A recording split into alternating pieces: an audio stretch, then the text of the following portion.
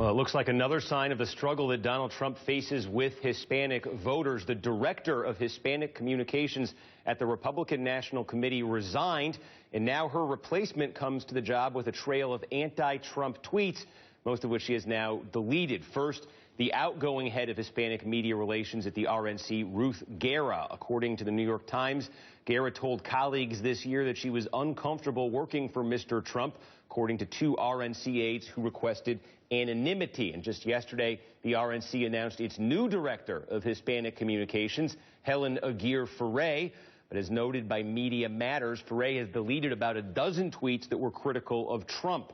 Ferrer is a former aide to Jeb Bush during his presidential campaign against Trump, so certainly it's understandable she took sides in that campaign.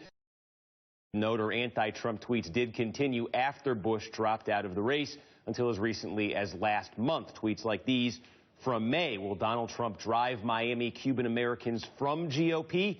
New poll says yes. And Hispanic Repubs caught in 2016 meat grinder. Trump faces stiff opposition from Hispanic Republicans. Or this one from April: how Donald Trump's squeeze on immigrants will backfire. That one linked to an op-ed in the New York Times by an economics professor named Will Olney. And that made the case that Trump's antagonistic approach to Mexico would be bad for the economy.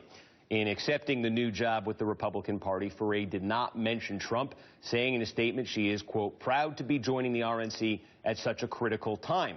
But she'll have her work cut out for her if, as the Republican autopsy after the 2012 presidential election suggests, Republicans must win an increased share of the Hispanic vote if they're going to have a chance of winning the presidency. But what if that weren't true? What if what that autopsy said the Republican Party had to do isn't actually what it has to do in 2016? What if Donald Trump could win the election this year by basically doing the opposite of what that autopsy prescribed? That's next.